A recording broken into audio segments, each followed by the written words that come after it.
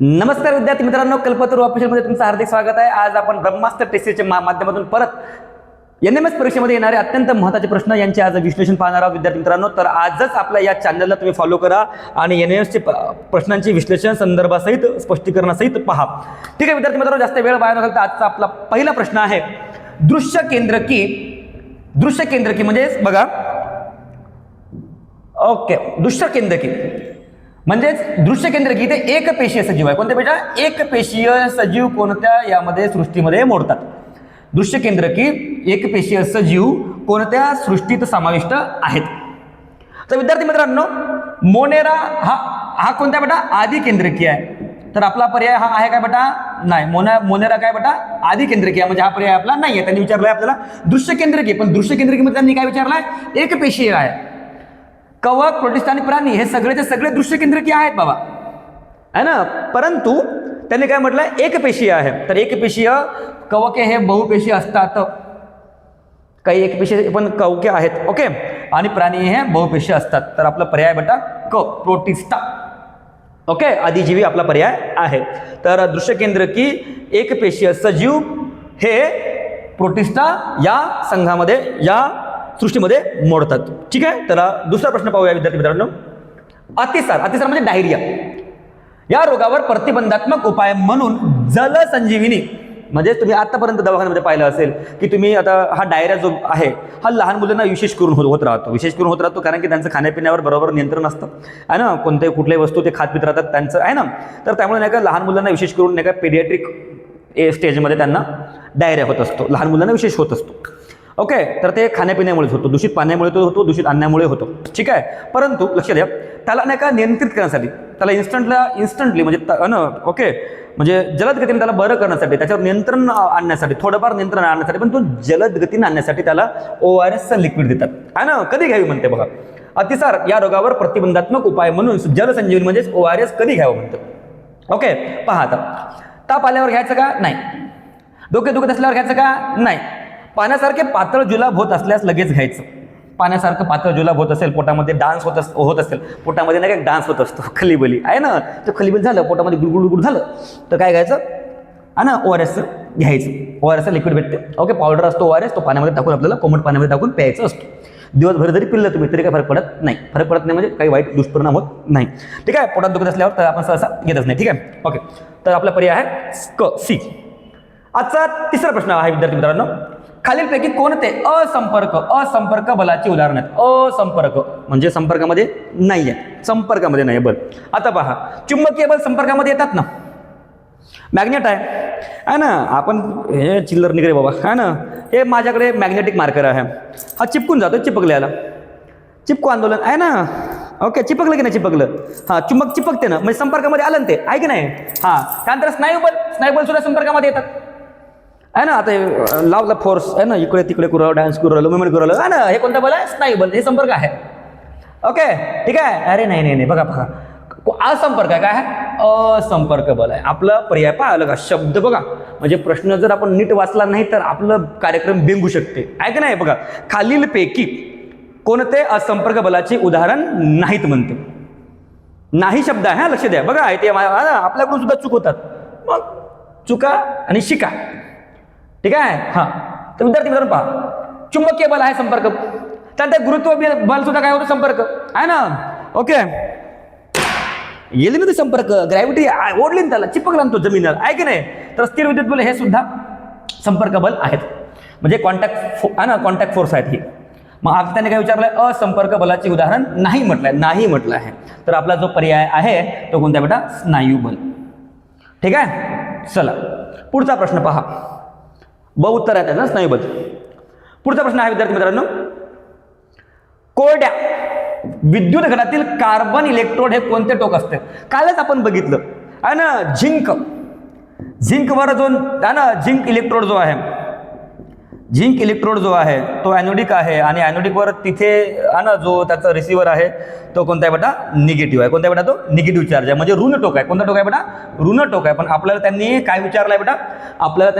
आहे इथे कार्बन विचारलाय, काय विचारलाय? कार्बन म्हणजे कोण बेटा? ॲटॉमिक नंबर 6 हे इलेक्ट्रोड कोणते टोक असते म्हणते? तर विद्यार्थी मित्रांनो, कोरड्या विद्युत घटात कार्बन इलेक्ट्रोड हे कोणते टोक दाखवतो, तर तो हा दाखवतो बेटा धन टोक. कार्बन हा टोक कोणता दाखवतो बेटा, म्हणजे धन टोक दाखवतो. ठीक आहे, म्हणजे कॅथोडिक दाखवतो तो. ठीक आहे, चला. तर ऋण टोक तर नाही आहे, उदासीन मी नाही आहे, आणि जास्त इलेक्ट्रोड हे तर नाहीच आहे. आपण पाहिलं याच्यावर निगेटिव्ह, हा निगेटिव्ह दाखवतो. ठीक आहे, ओके. तर आपला पर्याय आहे बेटा आणि धन टोक. चला पुढचा प्रश्न पाहूया. जे थॉम्सन यांनी प्रायोगिकरित्या सिद्ध केले की इलेक्ट्रॉनचे वस्तुमान हायड्रोजन अणूपेक्षा किती पट जास्त आहे का, इथे कमी असते म्हणे. काय म्हणे बेटा, कमी असतं. थॉम्सन यांनी प्रायोगिकरित्या सिद्ध केले की इलेक्ट्रॉनचे वस्तुमान हायड्रोजन अणूपेक्षा किती पट कमी असते, तर 1800 पट कमी असतं. ठीक आहे, 2000 पट नाही, 1000 पट नाही, 100 पट नाही. किती पट असते बेटा, 1800 पट. म्हणून आपला पर्याय जो आहे बेटा तो कोणता बेटा, क, 1800 पट कमी असते. ठीक आहे, आपण प्लम पुडिंग मॉडेल पाहिलं. जे थॉम्सनचं यांचं कोणतं मॉडेल होतं याचं मॉडेलचं नाव काय होतं, प्लम पुडिंग मॉडेल. हा प्लम पुडिंग मॉडेल जो आहे म्हणजे प्रारूप आहे. ओके, हा प्रारूप आपण विश्लेषण सहित बघितलेला आहे अगोदर आपल्या क्लासमध्ये. ठीक आहे, चला. तर आपला पर्याय आहे बेटा 1800 क. पुढचा प्रश्न आहे 6वा. शुद्ध पाण्यामध्ये हायड्रोजन व ऑक्सिजन या घटक मूलद्रव्याचे वजनी प्रमाण किती असतं. बघा काय म्हणा, शुद्ध पाण्यामध्ये हायड्रोजन व ऑक्सिजन या घटक मूलद्रव्याचे वजनी प्रमाण किती असतं. त्यांनी काय म्हटलं, वजनी प्रमाण म्हटलेलं आहे. आता तुम्हाला ना काही कन्फ्युजन होऊ शकते. बघा प्रश्न क्रमांक 6 जो आहे आपला, ओके ठीक आहे, शुद्ध पाण्यामध्ये हायड्रोजन व ऑक्सिजन याचे घटकाचे वजनी, त्यांनी काय म्हटलंय बेटा, वजनी म्हणजे त्यांनी काय म्हटलंय बेटा, मास. काय म्हटलंय बेटा, मास. आणि त्यांनी त्यानंतर काय म्हटलंय, प्रमाण. काय म्हटलंय त्यांनी, प्रमाण म्हणजे रेशिओ. त्यांनी म्हटलंय काय म्हटलंय त्यांनी, रेशिओ म्हटलंय त्यांनी. समजा उदाहरण, ओके प्रमाण असतं, रेशिओ असतो त्याचा. ओके, तो रेशिओ किती आहे म्हणते शुद्ध पाण्यामध्ये. आता आपल्याला माहिती आहे हायड्रोजनचा ॲटॉमिक मास किती आहे, 1. इथे हायड्रोजन किती आहे, 2. मग 1 + 1 किती झाले, 2. ऑक्सिजन किती आपल्याकडे, 1. आणि ऑक्सिजन ॲटॉमिक नंबर किती आहे, 8. मग त्याचा मास किती आहे आपला, दुप्पट, 16. मग आता याचं जर आपण प्रोपोर्शन काढलं तर आपल्या प्रोपोर्शनामध्ये बघा त्यांनी म्हटलेलं आहे शुद्ध पाण्यामध्ये हायड्रोजन H2O आहे ना, ओके, म्हणजे हायड्रोजन ऑक्सिजन या घटक मूलद्रव्य म्हटलं. काय म्हटलं, घटक मूलद्रव्य, युनिट एलिमेंट. ओके, याचं वजनी प्रमाण किती असतो, प्रमाण विचारलं आहे त्यांनी. तर विद्यार्थी मित्रांनो, हायड्रोजन हा एका प्रमाणात आहे आणि ओके जो ऑक्सिजन आहे तो कोणत्या बेटा, 2 प्रमाणात आहे. जर याचा तुम्ही रेशो काढला, ओके, म्हणजे आपण डायरेक्ट रेशो काढून द्यायचा. ठीक आहे ना, 1/18. ठीक आहे, 2 आहे ना, तर 2/18 वजनी प्रमाण म्हटलं आहे. तर किंवा इथे मी डायरेक्ट 2 आणि 16 केलं तर आपला जो प्रपोर्शन येतो मॅथमॅटिकली तो किती येतो बेटा, 1:2 येतो. ठीक आहे, चला. आता नाही का इथे तुम्हाला मी एक टास्क देतो. हा इथे आहे 1.8 आणि दुसरा आहे आपला 1.2. ओके, आता बघा प्रमाण जो आहे हा प्रमाण काढण्यासाठी त्यांनी म्हटलं आहे शुद्ध पाण्यामध्ये H2 हायड्रोजन ऑक्सिजन या घटक मूलद्रव्याचे वजनी प्रमाण किती असते. ठीक आहे, तो आहे बेटा 1:2. नाही हायड्रोजन आणि ऑक्सिजन, म्हणजे अरे हे 2 आहे ना, 2:1. ओके, तर आता 2:1 आहे का आपल्याकडे, आहे ना. बघा विद्यार्थी मित्रांनो, हा प्रश्न तुम्हाला कन्फ्यूज करू शकतो.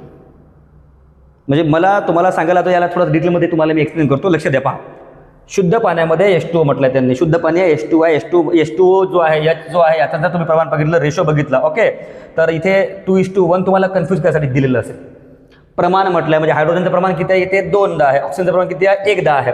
आपण इथे काय काढलं, याचा जर रेशो काढला तुम्ही तर 1:2 येईल. ठीक आहे, ओके. पण त्यांनी वजनी प्रमाण म्हटलेलं आहे, म्हणजे बघा वेटनुसार म्हटलं आहे त्यांनी, प्रेझेन्स ऑफ एलिमेंट नाही म्हटलेलं आहे. म्हणून नाही का जो आपला पर्याय आहे तो आहे 1:2.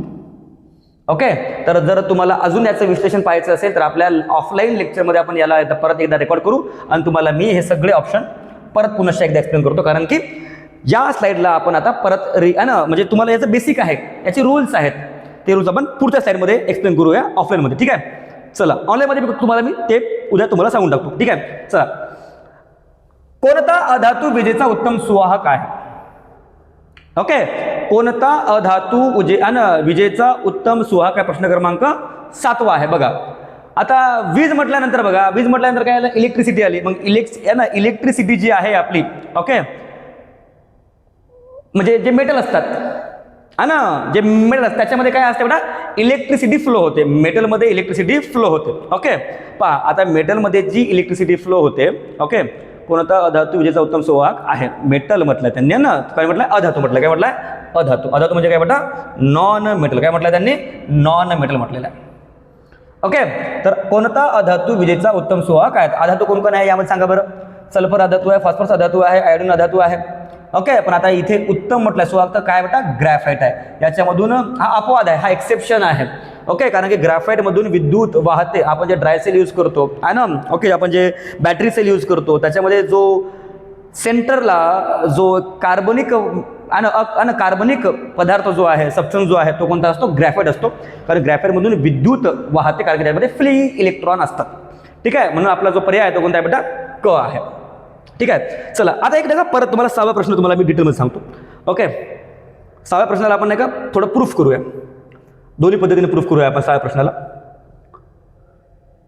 ओके, 6वा जो प्रश्न आहे ना, याला आपण परत रिव्हेरीफाय करून घेऊया. ओके, मला शंका येत आहे बघा, माझं तर कसं मराठी मीडियमचं आहे ना, हे बरेच शब्द कळत नाही आपल्याला मराठी मीडियमचे. ठीक आहे, पण आपण घेतोय. ओके, चला आता याला व्हेरीफाय करूया आपण, आहे ना. पहा, शुद्ध पाण्यामध्ये हायड्रोजन व ऑक्सिजन या घटक मूलद्रव्याचे वजनी प्रमाण किती असते. वजनी प्रमाण पाहू आपण. आता आपल्याला माहित आहे की हायड्रोजन इथे किती आहे बेटा, हायड्रोजनची संख्या इथे 2 आहे, ऑक्सिजनची संख्या किती आहे बेटा, इथे 1 आहे. त्यांनी प्रमाण विचारलं आहे ना, मूलद्रव्याचे वजनी प्रमाण. ओके, ठीक आहे, वेट म्हणजे मास, त्यांनी मास विचारलं आहे ॲक्च्युली आपल्याला. ओके, तर प्रमाण म्हटल्यानंतर सरळ सरळ आपल्याला जर कॅल्क्युलेशन जर केलं आपण, हे 2 आणि हे 2 आहे आणि 1 आहे, तर आपण सरळ उत्तर देऊन टाकायचं 2:1. आता एक करेक्शन करून दाखवतो तुम्हाला की आपला हा पर्याय नाही आहे.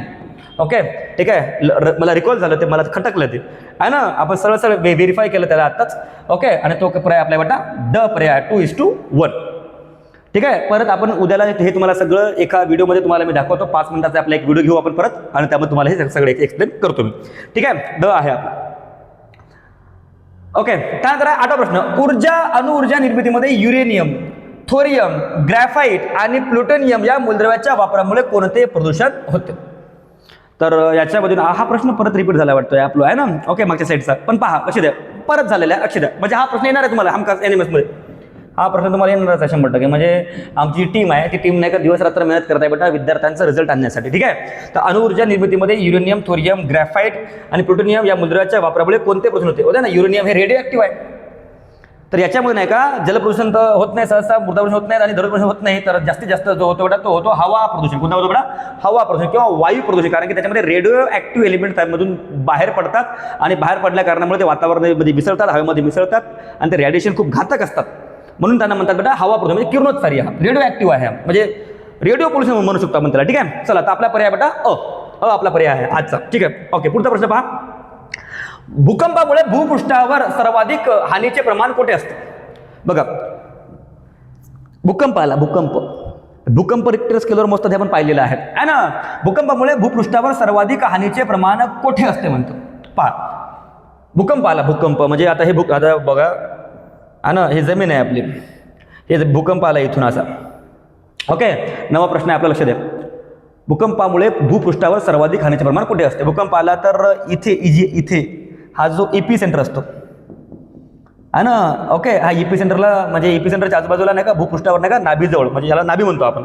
ओके, तर या नाभीजवळ सर्वाधिक जास्त नुकसान होते, केंद्रबिंदूवर त्याचे होत नाही. ओके, समुद्रात तळाशी बी होत नाही, मग भूकंपाच्या लाटा जिथे संपतात तिथे बी नाही होत. ओके, केंद्रबिंदूवर सध्या तेवढं नाही होत. ओके, कारण की तिथून ते रिलीज होतं, त्याच्यामुळे जिथे पोहोचणार ते तिथे नाभीजवळच्या आसपास पोहोचते, म्हणून आपला पर्याय बेटा अ.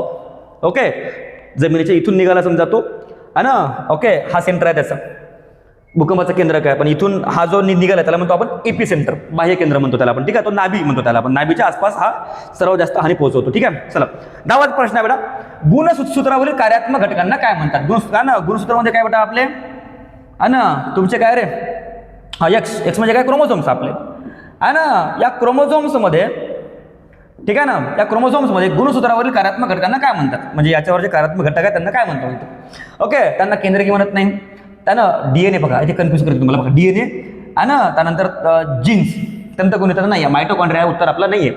ओके, या दोनपैकी एक आपला पर्याय आता व्हेरीफाय करू आपण. बघा, गुणसूत्रावरील कार्यात्मक घटकांना काय म्हणतात. The structural and functional unit of chromosome it's called as gene. Gene म्हणजे काय? जनुके. तर आपला पर्याय बेटा जनुके. ठीक आहे. मग जनुके जे आहेत त्याच्यामध्ये जी जेनेटिक इन्फॉर्मेशन आहे ती कोणत्या फॉर्ममध्ये असते? डीएनएच्या फॉर्ममध्ये असते, डीऑक्सिरायबोन्यूक्लिक ऍसिडच्या फॉर्ममध्ये असते. म्हणजेच DNA is the only genetic material okay in multicellular organisms. इथे एक नोट पहा, मल्टीसेल्युलर ऑर्गॅनिझममध्ये डीएनए हा जेनेटिक मटेरियल आहे. ठीक आहे. तर डीएनए मध्ये इन्फॉर्मेशन असते आपली. तर गुणसूत्रावरील कार्यात्मक घटकांना काय म्हणतात? तर जनुके म्हणतात, जीन म्हणतात. ठीक आहे. आपला पर्याय बेटा क.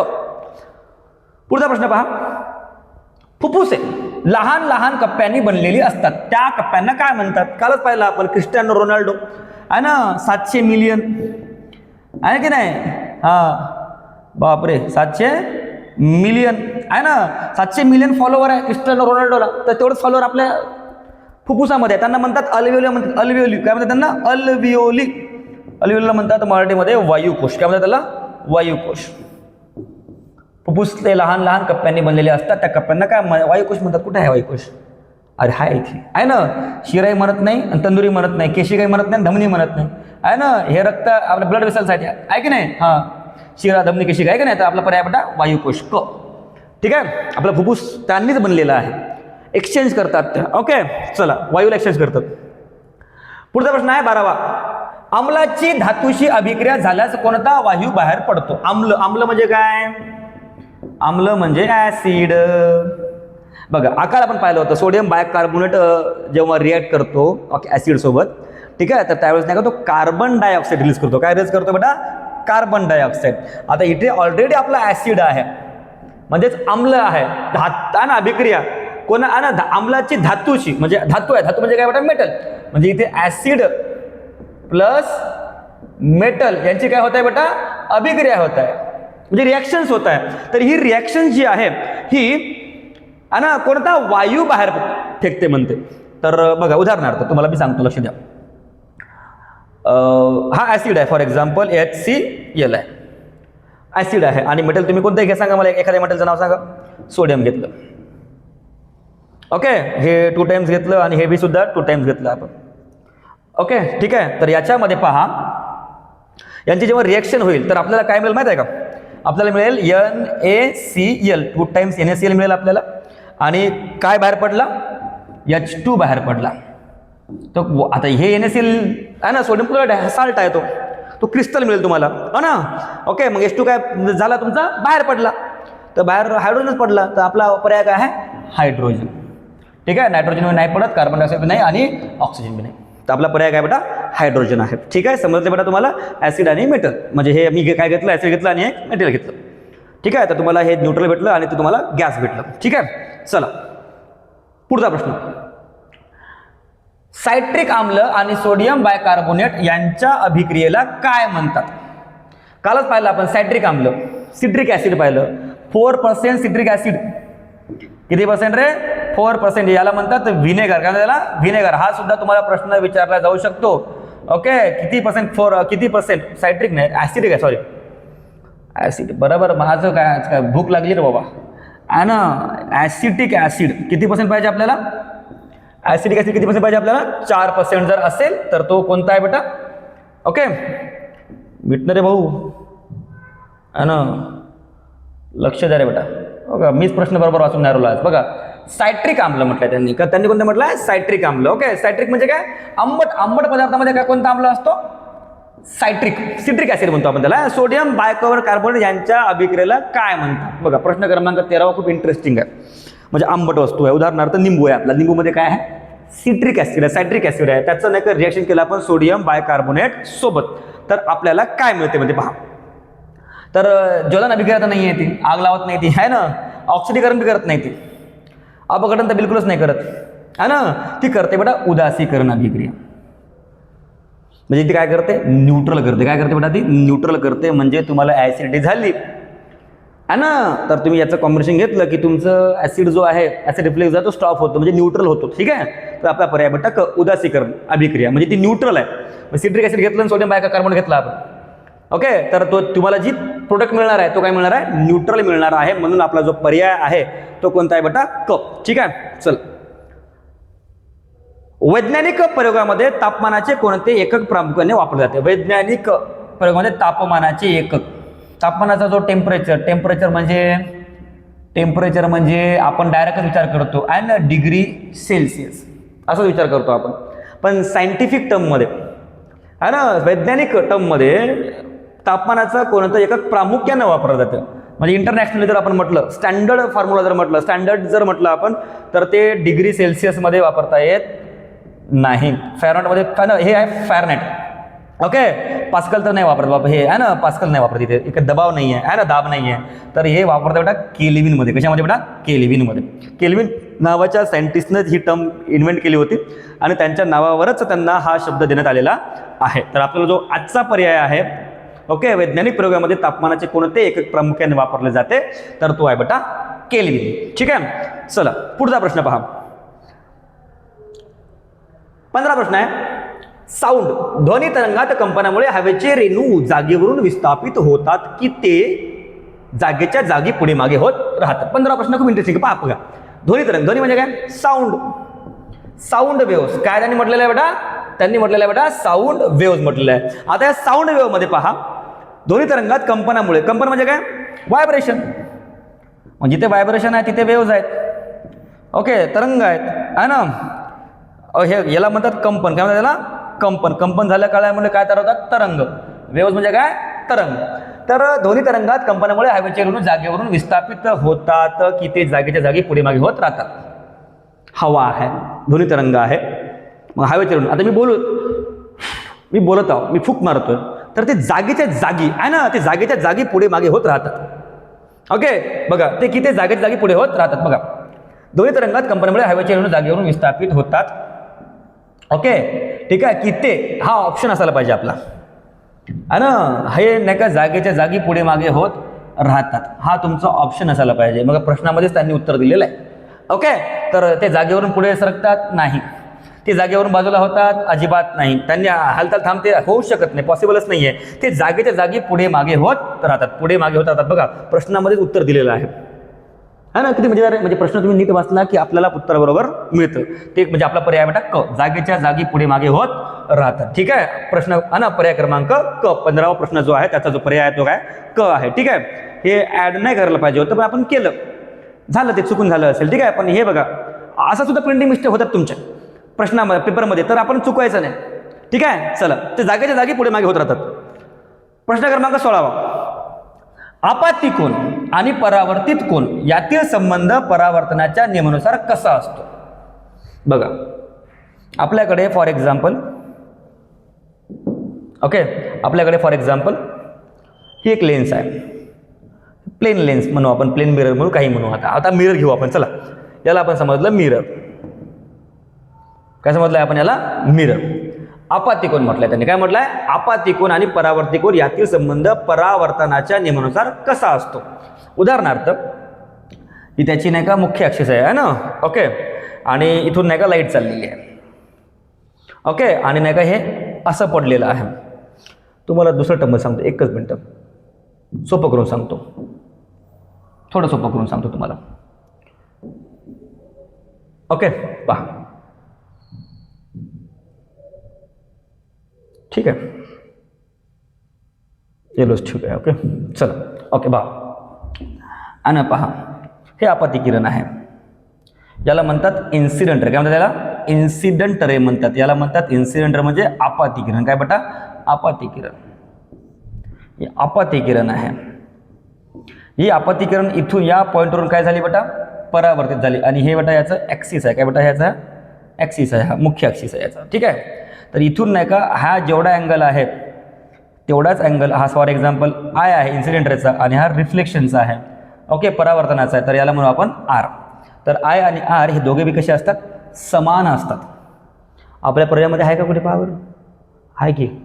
को एनर्जी लो झाली रे, भूक लागली खूप, आहे की नाही? पहा, आपाती कोन आणि परावर्तित कोन यातील संबंध परावर्तनाच्या नियमानुसार कसा असतो? तर हा दोन्ही अँगल कसा असते बेटा? सारखं असते. हे छोटं मोठं नसते, मोठं छोटं नसते, आणि ओके, आणि हे ग्रेटर दॅन स्मॉलर दॅन नसतं. तर काय आहे तो? आपाती कोन आणि परावर्तित कोन हे दोघे कसे असतात? सारखे असतात, आय आणि आर. ठीक आहे, आणि मग हे झालं ना, हा कोणता झाला मग परावर्तित, म्हणजे परावर्तन गेलं ते परावर्तन म्हणजे हा परावर्तित कोन आणि अपत्य कोन हे कसे असतात बेटा, ओके, सारखे असतात. म्हणून आपण डायरेक्ट आन्सर रिलेशन काय लिहू, आय आणि ओके अपतीचा अँगल आणि इज इक्वल टू आणि परावर्तितचा अँगल म्हणजे आय आणि आर हे समांतर असतात. ठीक आहे, चला पुढचा प्रश्न पहा. कोणता गुणधर्म प्लास्टिकला कोणताही आकार देण्यासाठी उपयुक्त ठरतो. म्हणजे प्लास्टिक आहे, कोणता गुणधर्म प्लास्टिकला कोणताही आकार देण्यासाठी उपयुक्त ठरतो. बघा, आता प्लास्टिक म्हटल्यानंतर प्लास्टिकच्या वेगवेगळे तुम्हाला आपण कालच बोललो, प्लास्टिकचे वेगवेगळे गुणधर्म असतात, ते प्लास्टिकवर डिपेंड आहे. मग थर्मोकॉल वगैरे वगैरे वगैरे म्हणतो आपण, बरोबर ना. पन्नी झालं, पॉलिथिन झालं. तर आपला प्रश्न बघा नीट वाचा आणि त्याचे ऑप्शन बी आपण आपले पर्याय आहेत ते सुद्धा आपण नीट वाचायचे. ते जर तुम्ही बरोबर वाचले तर तुम्हाला त्या प्रश्नाचा बरोबर नीट उत्तर मिळून जातो. ठीक आहे, कोणता गुणधर्म प्लास्टिकला कोणताही आकार देण्यासाठी उपयुक्त ठरतो. आता विसर्जनशीलता आला, विसर्जन केलं तर आकाराचा काही संबंध राहिला का, नाही, म्हणून आपला पर्याय चुकला. उष्णते संवेदनशील असतात ते, पण आकार द्यासाठी नाही. उष्णतेमुळे आपण त्यांना आकार, विशिष्ट आकार नाही का, प्लास्टिक तर कोणत्या कोणताही आकार द्यायसाठी कोणताही आकार नाही देतात उष्णतेमुळे. ठीक आहे, तर त्याचं काय आहे, अकार्यता. काय आहे त्याचं उत्तर, अकार्यता आहे. म्हणजे प्लास्टिकला म्हणजे कोणता गुणधर्म प्लास्टिकला कोणताही आकार देण्यासाठी उपयुक्त ठरतो, त्याचा पर्याय बेटा क. ओके, त्याला म्हणू आपण अकार्यता. म्हणजे काय होतं की आता प्लास्टिक आहे, त्याला कट केलं, तोडलं त्याला आहे ना, आणि त्याला परत जोडलं आहे की नाही. तर आता हे विसर्जनशीलता किंवा उष्णता हे गुणधर्म त्याचा परमनंट आकार करतात. ओके, हवा तसा आकार करता येत नाही. कोणता गुणधर्म प्लास्टिकला कोणताही आकार, कोणताही म्हटलं, हवा तसा म्हटलाय, उपयुक्त ठरतो तर काय, कोणत्या, अकार्यतेचा. ठीक आहे, विद्युत सुवाहकता तर नाहीच आहे त्याचा, आहे की नाही. विद्युत ते सुवाहक म्हणजे वाहून थोडी घेऊन ते जातात, आहे की नाही. चला, ते दुर्वाहक आहे. ठीक आहे, ओके. पुढचा प्रश्न, हवामान आणि अजैविक हवामान आणि अजैविक घटक मोठ्या क्षेत्रासाठी साधारणपणे सारखे असल्यास तयार होण्याच्या मोठमोठ्या परिसंस्थेला काय म्हणतात. बघा, परिसंस्था, परी म्हणजे कोण, इकोसिस्टीम. सगळं सुंदर गोष्टी परीच्याच नावावर आहे. पप्पा के परी, मम्मी के मगरमच्छ. लक्ष द्या रे, आहे ना, कुठे भटकू नका. हवामान आणि अजैविक घटक मोठ्या क्षेत्रासाठी साधारणपणे सारखे असल्यास तयार होणाऱ्या मोठ्या परिसंस्थेला काय म्हणतात. खूप साऱ्या परिसंस्था आहेत, एकत्र आल्या आहे ना. ओके, तर फूड वेब बनतो. पण इथे काय म्हटलंय, हवामान आणि अजैविक घटक मोठ्या क्षेत्रासाठी साधारणपणे सारखे असल्यास तर त्या ठिकाणी बायोमॉलिक्युल्स अजिबात नाही आहे त्याचं. ओके, सूक्ष्मजीव समुदाय नाही आहे त्याचं, जलसंधारण नाही आहे त्याचं उत्तर आहे बायोम्स, ब. खूप सारे जैविक अजैविक घटक एकत्र येतात आणि एकत्र आल्यानंतर नाही का, ओके, एक खूप मोठी परिसंस्था बनवतात, त्याला म्हणतात बेटा बायोम्स. ठीक आहे, तर बायोम्स त्याचं उत्तर आहे. ठीक आहे, चला पुढचा प्रश्न पाहू विद्यार्थी मित्रांनो. ताऱ्यांचे मुख्य स्वरूप काय असते, म्हणजे तारा नेमका कसा असतो. ओके, बघा, म्हणजे ही आपली पृथ्वी आहे. ओके, ठीक आहे, आणि हा वर आपला स्काय आहे, आकाश आहे, आकाश वह आहे, धरती माता आहे आपली, आहे ना. ओके, इथे तारे आहेत, इथे स्टार आहेत, आहे ना. ताऱ्यांचे मुख्य स्वरूप काय असते, तारा कसं असतं, तारा लुकलुकताना दिसतात आपल्याला, पाय ना. त्याला कारण काय बघा, वितळलेल्या खडकांचे गोळे आहेत का, ते नाही रे बाबा. घन लोखंडाचे गोळे आहेत का बाबा, ते नाही आहेत. ते तप्त वायूचे प्रचंड गोळे आहेत, है ना. म्हणजे तपलेलं, खूप हिट असलेलं, ओके, उष्णता असलेलं तप्त वायूचे प्रचंड गोळे आहेत. म्हणून हे रात्री नाही का तुम्हाला नाही का, ते वायूमुळे नाही का, वायूची हालचाल होत राहते मग तिथे, त्याच्यामुळे तारे नाही का तुम्हाला लुकलुक त्यांना दिसतात. ठीक आहे, म्हणून आपला पर्याय आहे बेटा तप्त वायूचे प्रचंड गोळे असतात. ते द्रवरूप हायड्रोजनचे गोळे असतात, नाही, हा सुद्धा आपला पर्याय नाही आहे. ओके, तप्त वायूचे प्रचंड गोळे आहेत. ठीक आहे, अशाच प्रकारे तुम्हाला आपल्या या मजेदार विश्लेषणाला जर तुम्हाला फॉलो करायचं असेल, म्हणजेच तुम्हाला घवघवीत NMS परीक्षेमध्ये यश प्राप्त करायचं असेल तर आजच कल्पतरू ऑफिशियल चॅनलला सबस्क्राईब करा, लाईक करा आणि दररोज सकाळी 7 वाजता या व्हिडिओला पाहत राहा. धन्यवाद.